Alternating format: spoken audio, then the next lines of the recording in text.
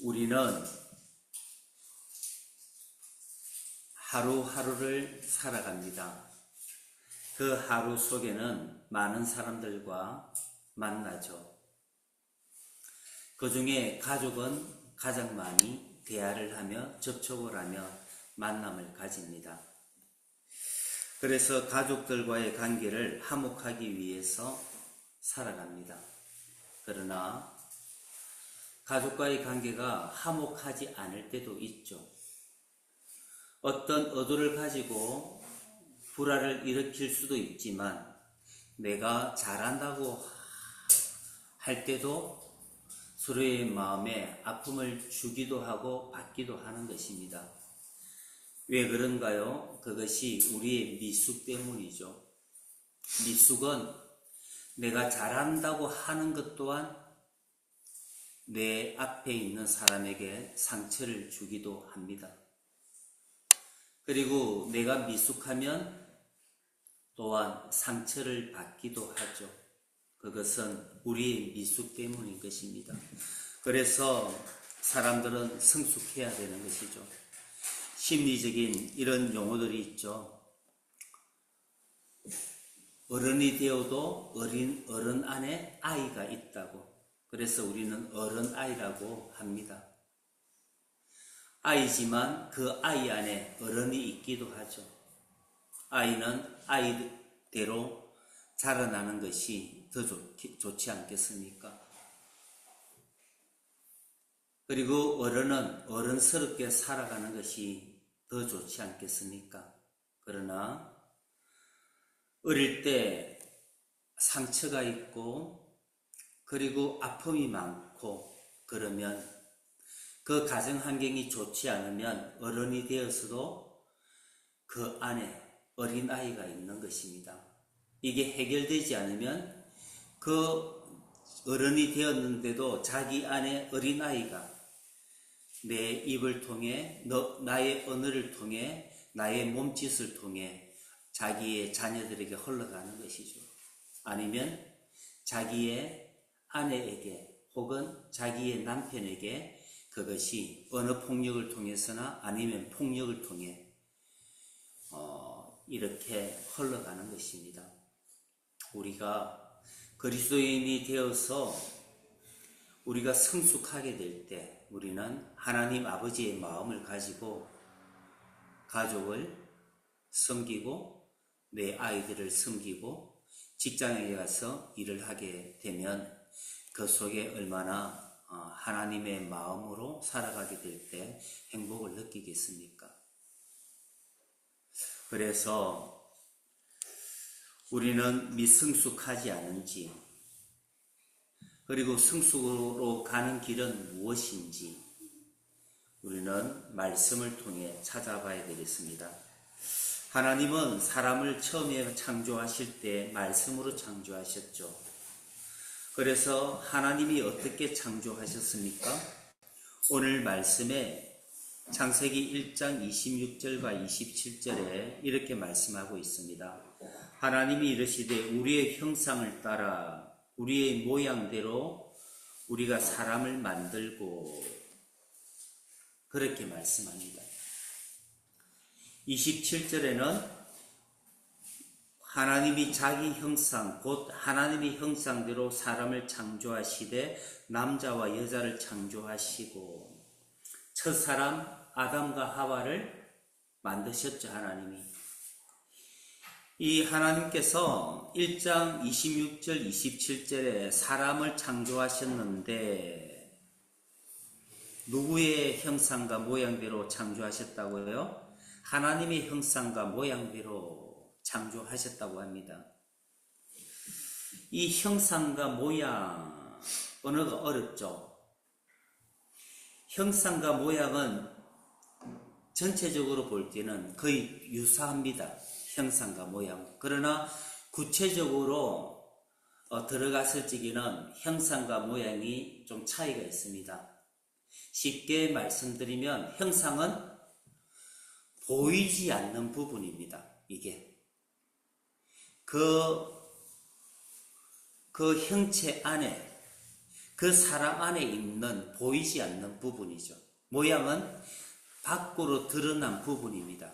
그래서 모양은 곡선의 선이라면 그 선 안에 있는 선이 모양이라면 선 안에 있는 보이지 않는 부분, 그것이 형상인 것입니다. 우리가 사람을 바라보게 될 때 인상이라고 하기도 하죠. 그게 사람 속에 있는 심상, 보이지 않는 그 상을 형상이라고 하는 것입니다. 이게 그래서 모양은 그 형상이 드러난 부분, 형상은 그 모양의 근거, 본질, 그렇게 생각하시면 되겠습니다. 그래서 하나님께서 사람을 만드시되 하나님의 형상과 하나님의 모양으로 사람을 만들고 그렇게 말씀합니다. 쉽게 얘기하면 우리는 하나님을 닮게 만들었다, 그 말씀을 하는 것입니다. 철민이나 지민이를 보면 엄마가 어떻게 생겼는가 알 수 있죠. 그래서 그 자녀를 보면 그 엄마의 형태가, 모습이 나타나죠. 우리는 그것을 붕어빵이라고 합니다. 부부들도 보면은 처음에는 서로 다른 모습인가는 모르겠는데요. 부부도 이렇게 바라보면 부부도 닮았어요. 보면 살다 보면 같은 생각을 하고 같은 음식을 먹고 같은 문화 속에 오래 살다 보면 닮는가 봐요.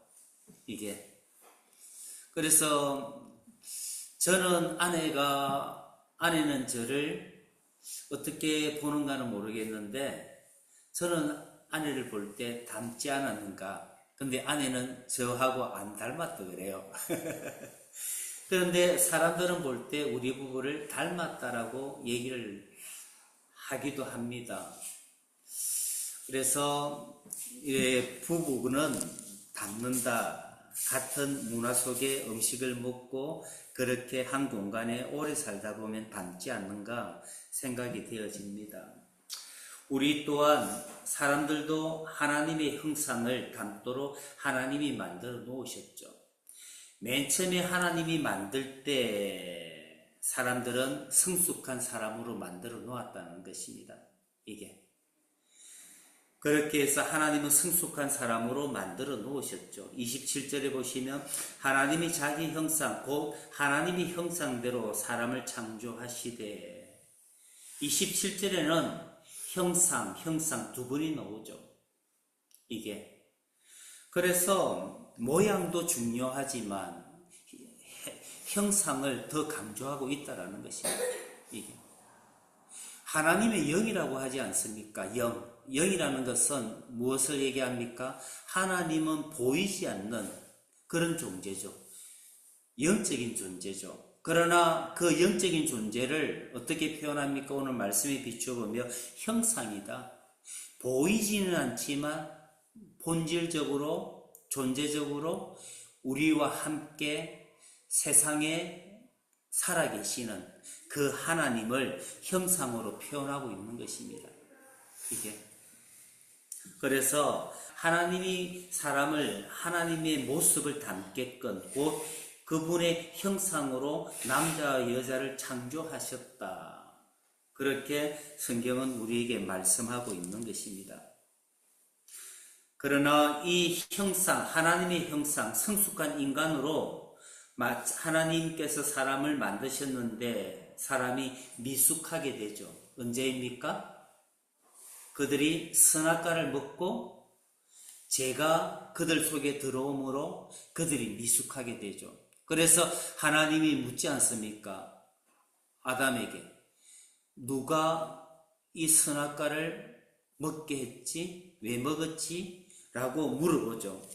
그때 아담이 뭐라고 합니까? 하나님께 하나님이 주신 저 여자 때문에 내가 먹었습니다. 그렇게 변명합니다. 이게 뭡니까? 나는 잘못 없고요. 저 아내가, 저 여자가 잘못이 있어서 먹었습니다. 그를 얘기하는 것입니다. 참 이게 미숙한 것이죠.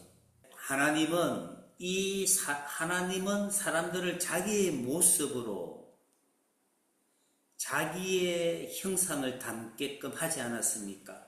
죄가 들어오고. 그런데 하나님은 이 사람 속에 있는 자기의 형상, 그것을 하나님은 포기하지 않습니다. 말씀에 보면. 하나님이 2장 7절에 보시면, 창세기 2장 7절에 보시면, 여호와 하나님이 땅의 흙으로 사람을 지으시고 생기를 그 코에 불어넣으시니 사람이 생명이 되니라. 그 코에 생기를 불어넣으시니 사람이 살아있는 존재, 곧 생명이 되었다. 그렇게 말씀하죠. 그 코에 뭘로 불어넣으십니까?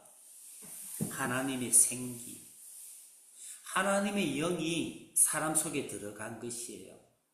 그래서 사람은 온전하게 되었죠. 무엇으로 말미암아요? 그 생기가 하나님의 형상인 것입니다. 이게.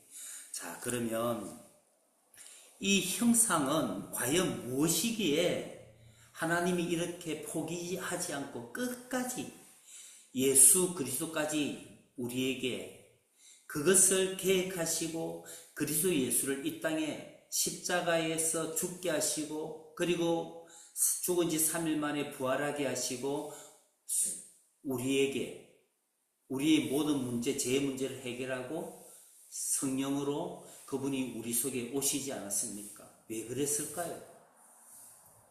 우리가 뭘 잘났다고, 왜 하나님은 우리를 포기하지 않고 그렇게 우리를 쫓아오셔서 찾으시면서 자기의 아들들 다시 형상이 회복되도록 만드실까요? 이게 왜 그럴까요? 갈라디아서 4장 19절에는 이렇게 말씀하고 있습니다. 나의 자녀들아, 너희 속에 그리스도의 형상을 이루기까지 다시 너희를 위하여 해산하는 수고를 하노니. 갈라디아서는 사도 바울이 기록한 책입니다. 그래서 갈라디아서 보면은 너희들을 가르쳤는데 그들이 율법으로 다시 돌아가지 않습니까? 그래서 19절에는 너희 속에 그리스도의 형상을 이루기까지 다시 너희를 위하여 해산하는 수고를 하노니. 너희 속에 무엇을 이루기까지요?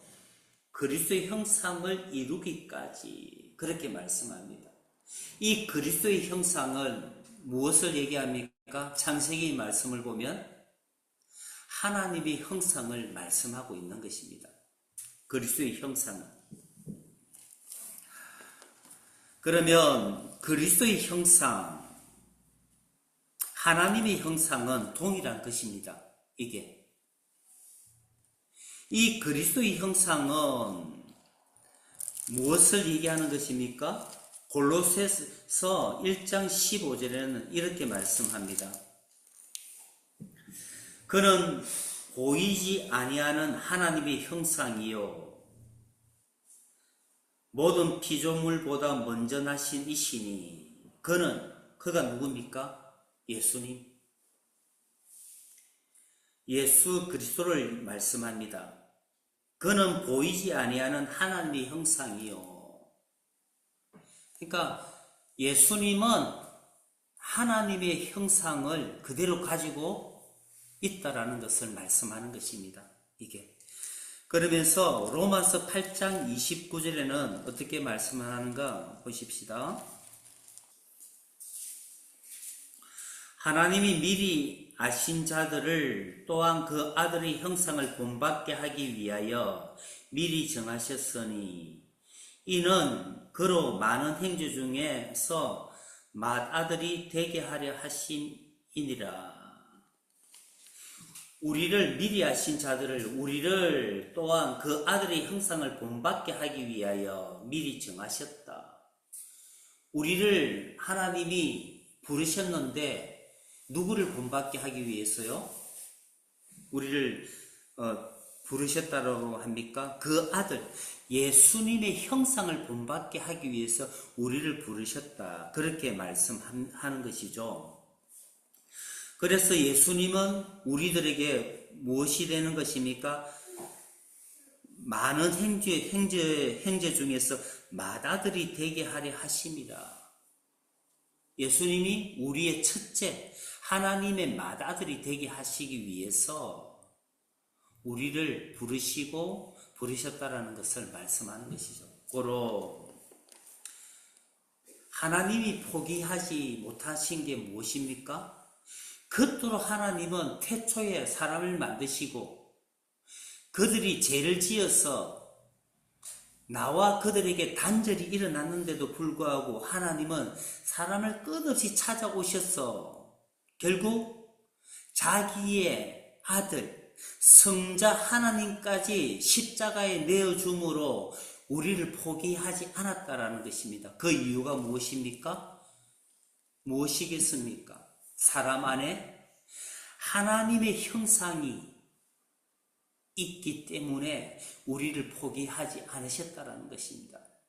그 형상이 과연 무엇일까요? 바울은 우리가 그리스도의 형상을 이루기까지 다시 해산하는 수고를 한다. 그렇게 말씀합니다. 해산하는 수고. 여자가 잉태를 하고 해산하기까지 몇 개월이 걸립니까? 거의 10개월이 걸립니다. 그 10개월에는 많은 어려움과 고통이 있죠. 입덧을 하면 거의 밥을 못 먹죠. 먹으면 구토를 하죠. 얼마나 힘이 듭니까? 그렇지 않는 사람들이 있지만은 많은 사람들은 임신을 하게 되면 그걸 밥을 못 먹게 되죠. 입덧을 하죠. 그리고 구토를 하고 어려움 속에서 자기를 그 고통을 이겨내지 않습니까? 사도 바울은 오늘 그 갈라디아인들에게 해산하는 수고를 함으로 너희 속에 다시 그리스도의 형상을 만들도록 한다라고 말씀하고 있는 것입니다. 너희 속에 그리스도의 형상을 이루기까지 내가 다시 수고해야 되겠다. 사도 바울은 안 것입니다. 그리스도의 형상을 가져야지만 우리가 성숙한 사람으로 살아갈 수 있다라는 것을. 그러면 이 형상은 무엇입니까? 이 형상은 쉽게 말씀드리면 하나님의 성품을 말씀하는 것입니다. 우리의 관점으로 보면 무엇입니까? 인격을 말씀하는 것입니다. 우리 쉽게 얘기하지 않습니까? 인격, 인품이 좋아야지.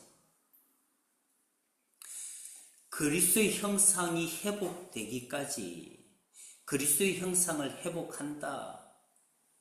그것은 우리 속에 하나님의 마음, 즉 그리스도 예수의 마음을 가지게 하기 위해서 하나님은 우리를 끝까지 우리에게 오셔서 이것을 그리스도 예수로 말미암아 우리에게 전해주시는 것입니다.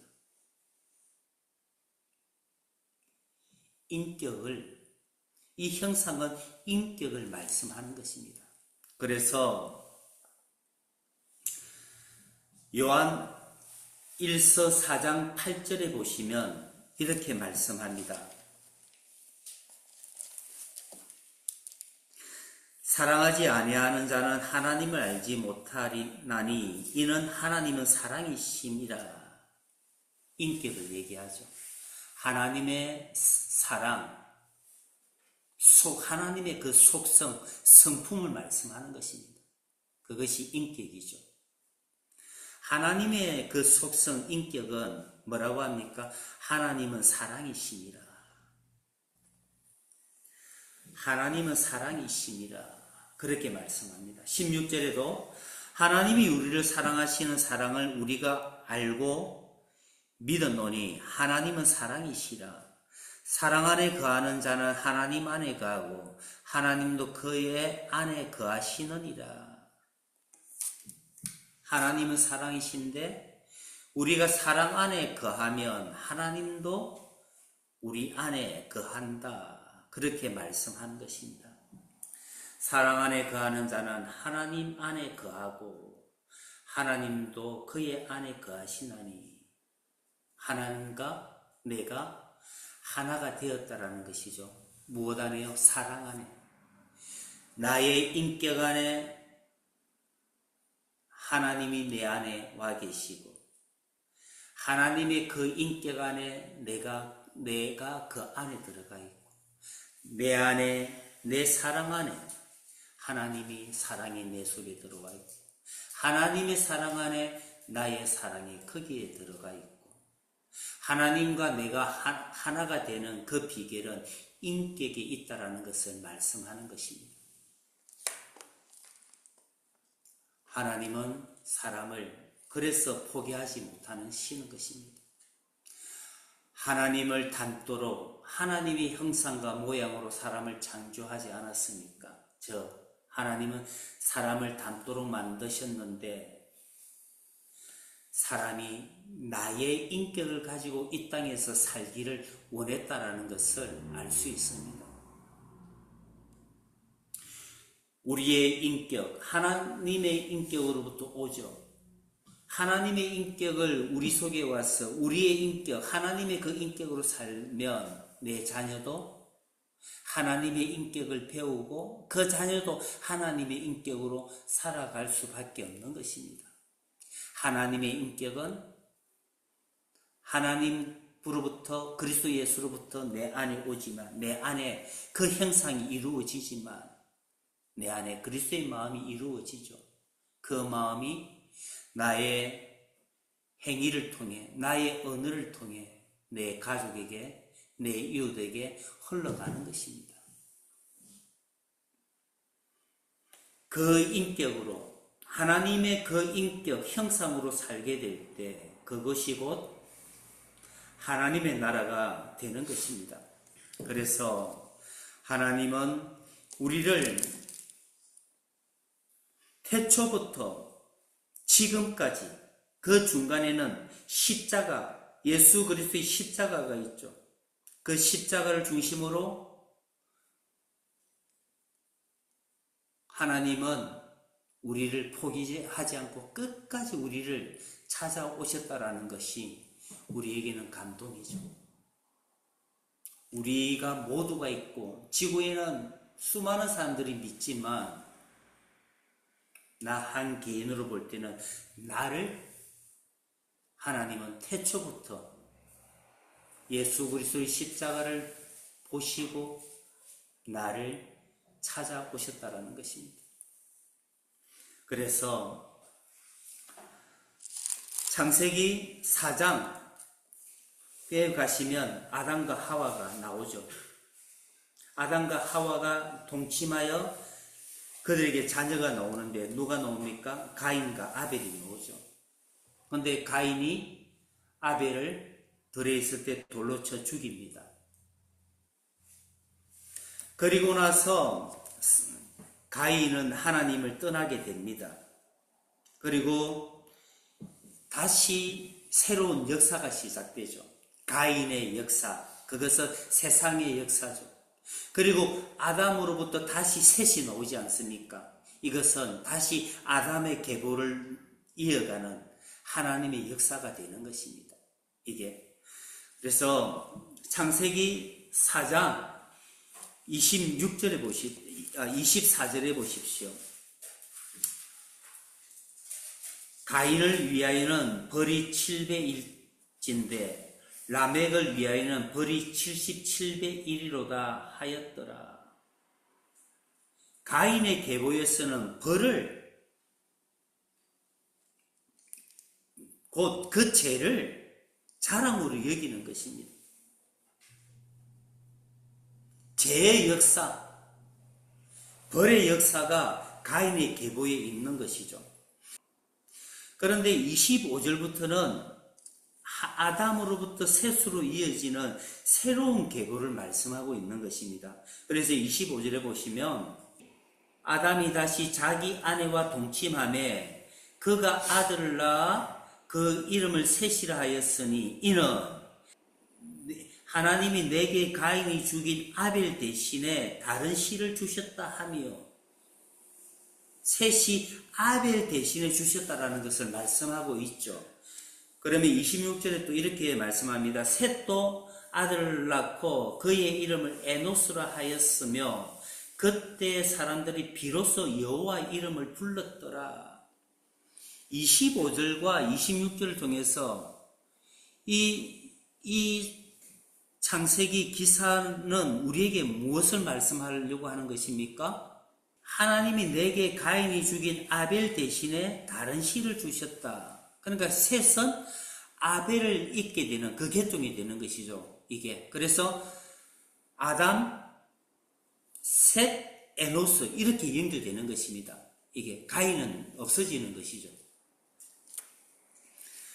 그것은 무엇을 얘기합니까? 그리고 셋이 에노스를 놓았는데 에노스가 놓고 나서 비로소 여호와 이름을 불렀더라. 곧 하나님은 하나님의 형상이 이 아담을 통해 셋을 통해 그리고 에노스를 통해 흘려보내고 있다라는 것을 말씀하고 있는 것입니다. 이게 하나님은 그들에게 죄가 있는데도 불구하고 그들에게 은혜를 주셨어. 그 은혜가 무엇입니까? 아담과 하와가 죄를 지었을 때 그들이 무화과 나무로 치마를 했고 해 있죠. 그때 가죽옷을 입히지 않습니까? 그 가죽옷, 그것은 누구를 예표하는 것입니까? 오실 그리스도 예수, 그 십자가에 죽을 예수 그리스도, 그 예수님을 예표하는 것입니다. 가죽옷이. 그래서 오실 예수를 바라보면서 하나님이 아담과 하와의 죄를 딱 덮고 있는 것입니다. 그리고 예수님이 십자가에서 그 모든 죄를, 오실 예수 그리스도를 바라보는 그 모든 사람들의 죄를 사해주지 않습니까? 해결하지 않습니까? 그 십자가에서. 그래서 그들에게 하나님이 그 가죽옷을 입음으로 하나님의 형상을 계속해서 이어가는 그 하나님의 마음을 오늘 25절과 26절을 통해서 우리는 그 아버지의 마음을 읽을 수 있는 것입니다.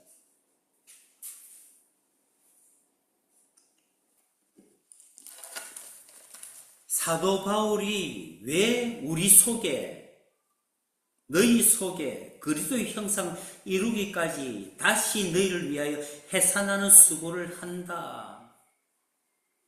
그 이유가 무엇입니까? 하나님이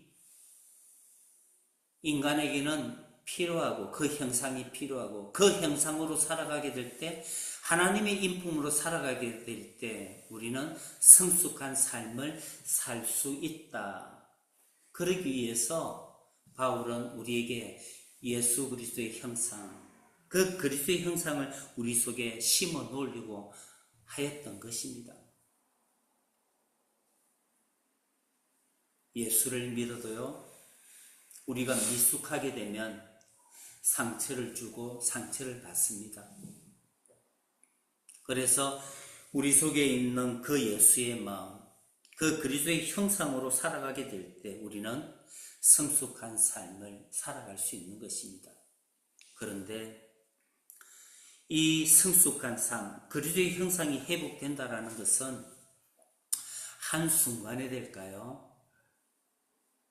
하나님의 인격을 만날 때, 곧 삶의 자리에서 그 형상이 점진적으로, 지속적으로 한 단계 한 단계 회복됩니다.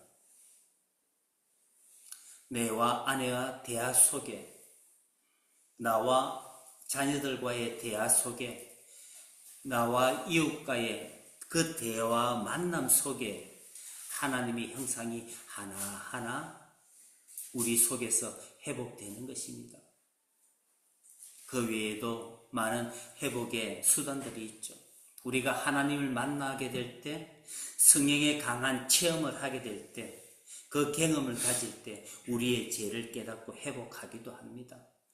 그러나 대다수의 많은 부분은 하나님께서 우리 속에 들어오셔서 우리 삶 가운데 함께 하셔서 그분이 우리의 마음을 여시게 하시고 우리 속에서 그분의 형상을, 우리의 불완전한 것을, 두려움과 불안과 초조들을 하나하나 주의 감사로, 주의 기쁨으로, 주의 평강으로 하나하나 바꾸고 있는 것입니다. 어디에서요? 우리의 삶 속에서, 우리들의 만남 속에서 그렇게 만들어 가는 것입니다.